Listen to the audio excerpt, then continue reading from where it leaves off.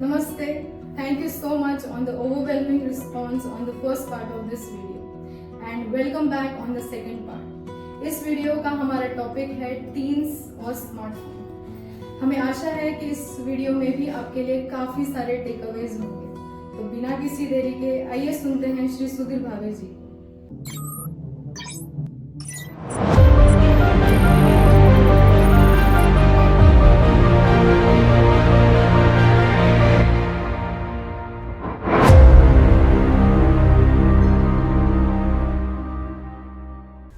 नमस्कार, मैं डॉक्टर सुधीर भावे।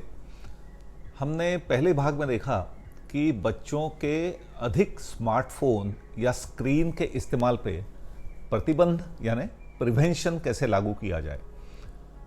दूसरे भाग में थोड़ा मैं इसके बारे में चर्चा करना चाहूँगा कि स्मार्टफोन की अगर आदत लग चुकी है, अगर उसका एडिक्शन या व्यसन हो गया है तो क्या करें। क्योंकि बहुत सारे घरों में हम देखते हैं कि बच्चे कई कई घंटों तक स्मार्टफोन इस्तेमाल करते हैं। रात को सोने के जगह स्मार्टफोन का इस्तेमाल होता रहेगा। तो जहां आपको लगता है कि बच्चे का इस्तेमाल अत्यधिक हो रहा है, तो वहां एज ए पेरेंट आपने क्या करना चाहिए।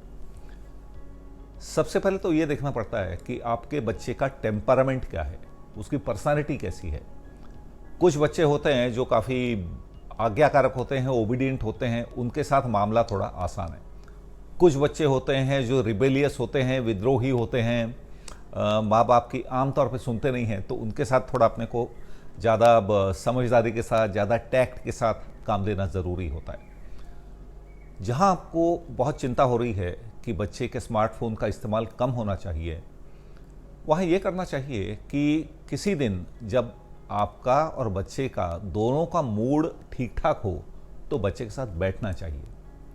कुछ गंभीर बातें हम लोग आमतौर पे बगल में बैठ के करते हैं, जैसे किसी की मृत्यु पे शोक प्रकट करना है, हम बैठ के करेंगे, या हम डॉक्टर किसी पेशेंट को कोई बड़ी न्यूज़ देनी है तो बैठ के करेंगे। तो यहाँ बैठ के ये चर्चा करना है। चर्चा करते समय हम देखेंगे कि डूज एंड डोंट्स क्या होने चाहिए संवाद के बारे में, कम्युनिकेशन के बारे में। पहले डोंट्स, आपने संवाद इसके बारे में कैसे नहीं करना चाहिए। तो उसमें कुछ बातों का ध्यान रखना पड़ता है कि अपनी आवाज़ चढ़ाना या डांटना ये टालना है।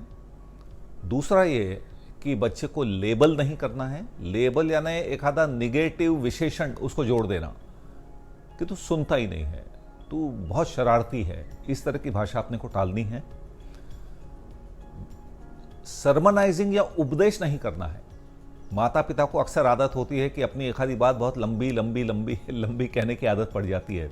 मैं अक्सर माता पिता को बताता हूं कि अगर आपकी काम की बात उपदेश में परिवर्तित हो गई तो ये पक्का है कि बच्चा एक कान से सुनेगा, दूसरे से निकाल देगा। तो आप जो करने की कोशिश कर रहे हैं सारा व्यर्थ हो जाएगा। तो उसको उपदेश का स्वरूप नहीं आना चाहिए। और बच्चे की तुलना स्मार्टफोन के बारे में, जैसे बाकी बातों में भी हम लोग कहते हैं, दूसरे बच्चों से नहीं करना है। वो बगल वाली शीला देख, वो कैसे केवल 1 घंटा इस्तेमाल करती है, ये ना हो। उससे गड़बड़ हो जाती है, समस्या और बढ़ जाती है। संवाद कैसे करना चाहिए। संवाद संक्षिप्त में हो, ब्रीफ हो, बहुत लंबा ना हो, कम से कम शब्दों का इस्तेमाल करते हुए करना है। एक अच्छा तरीका ये होता है कि उंगली बच्चे की ओर उठाने की बजाय कि तू ऐसा करता है, मैंने देखा तू ऐसा कर रहा है, उंगली खुद की ओर रहे।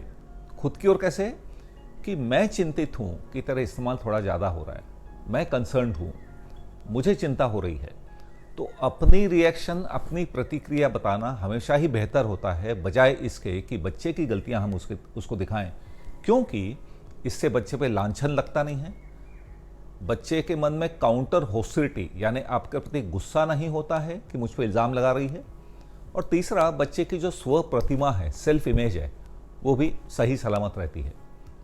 माता पिता का कहा हुआ अक्सर हर वाक्य बच्चा एक परम सत्य मान के चलता है। अगर माता पिता कहते हैं तू ऐसा है, तू वैसा है, तो उसके वो स्व प्रतिमा का हिस्सा बन जाता है, जो कि आगे जाके ज़्यादा बड़ी समस्याएं पैदा कर सकता है, बड़ा होने के बाद भी। तो बच्चे के सेल्फ इमेज को, सेल्फ रिस्पेक्ट को धक्का न पहुंचे, ये ध्यान में रखना ज़रूरी है। अब बच्चा अत्यधिक इस्तेमाल कर रहा है, इसके बारे में चर्चा जो है उसका कंटेंट क्या हो, क्या बात करना है। शुरुआत ऐसे करना है कि मैं देख रही हूँ या मैं देख रहा हूँ कि तुम्हारा इस्तेमाल करीब करीब इतने घंटे का है। अब मुझे चिंता ये है कि इस तरह का इस्तेमाल करने से ये समस्याएं हो सकती हैं। अब जैसे मैंने कहा, ये चर्चा संक्षिप्त में हो, बहुत लंबी लंबी ना हो। 1 2 3 4 ये समस्याएं हो सकती हैं। अब इसको टालने के लिए अपने को, मुझे लगता है, स्मार्टफोन के इस्तेमाल को कम करना पड़ेगा। और जैसा मैंने पहले भाग में कहा, यहाँ भी नेगोशिएशन होना चाहिए कि अगर मैं कहती हूँ कि कम होना चाहिए तो तुम सहमत हो क्या इस बात से, यानी जो नुकसान है तुम सहमत हो क्या। चर्चा करते समय बच्चे से स्वीकृति या कंसेंट लेते रहना बहुत ज़रूरी है, क्योंकि बच्चा अगर आपके आर्ग्यूमेंट्स को कंसेंट नहीं करेगा, स्वीकृति नहीं देगा, तो बाद में उसका पालन नहीं होने वाला है। तो उससे स्वीकृति प्राप्त करने की कोशिश करते जाएं। और बच्चा अगर आपके आर्गुमेंट्स मानता है, एक यानी बौद्धिक तौर पे बच्चा मान लेता है कि हाँ आप जो कह रही हैं सही है, तो फिर स्मार्टफोन का इस्तेमाल कितनी देर किया जाए इसके बारे में उसके विचार सुन लें, इसके बारे में अपने विचार सामने रखें और एक कहीं बीच का रास्ता या जो आपको सही लगता है उसके ओर नेगोशिएट करने की कोशिश करें। एक तरीका है जो काफ़ी अच्छा काम करता है, जिसको हम लोग कहते हैं रिवॉर्ड टेक्निक। रिवॉर्ड टेक्निक का मतलब होता है कि बच्चे की उम्र देखते हुए बच्चा सफलतापूर्वक एक आधे निर्णय का पालन अगर करता है तो उसको उसका रिवॉर्ड मिलना ज़रूरी है। जैसे बच्चा मान लो अगर छोटा है, मैं कहता हूँ कि बच्चा ऐसे मान लो 10-11 साल से छोटा है, तो एक चार्ट बनाया जा सकता है। सोमवार, मंगलवार, बुधवार, गुरुवार, हफ्ते भर का चार्ट हर हफ्ते बनाएं कि आज के दिन तुम्हारा इस्तेमाल इतने इतने घंटा हुआ।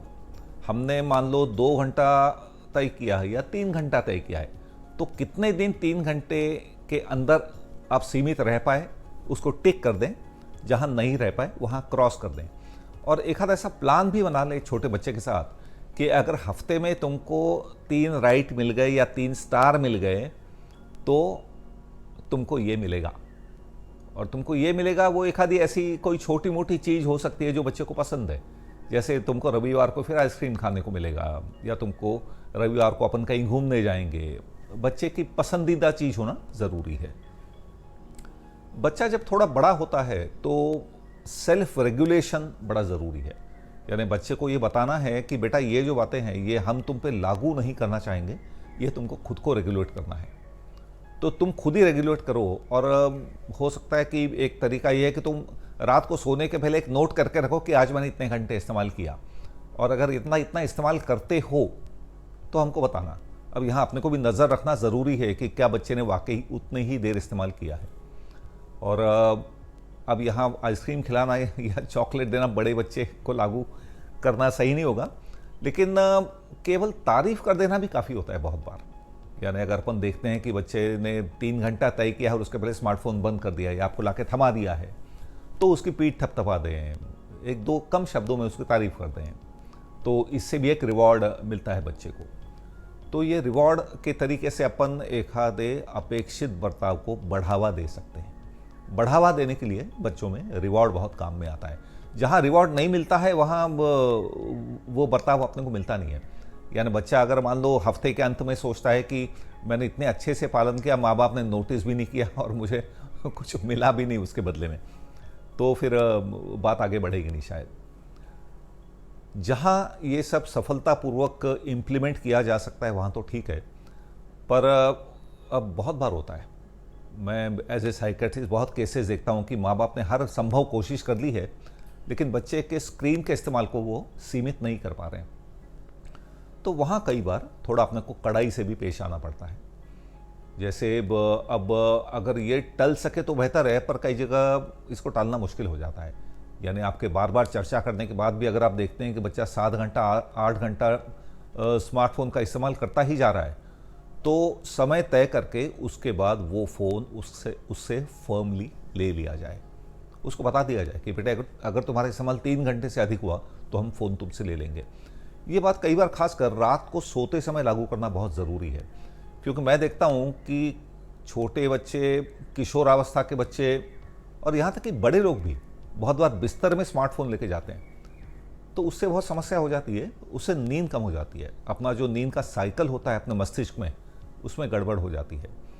तो हमारी हमेशा की सूचना होती है कि सोने के कम से कम 1 घंटा पहले स्क्रीन बंद हो जाना चाहिए। भले ही वो टेलीविज़न हो, वो स्मार्टफोन हो, भले ही वो लैपटॉप हो। 1 घंटा इसलिए क्योंकि स्मार्टफोन से जो रोशनी निकलती है, हम लोग उसको फिजिक्स की भाषा में कहते हैं, वो एलईडी पावर्ड होती है। LED powered light is blue light physics की भाषा में।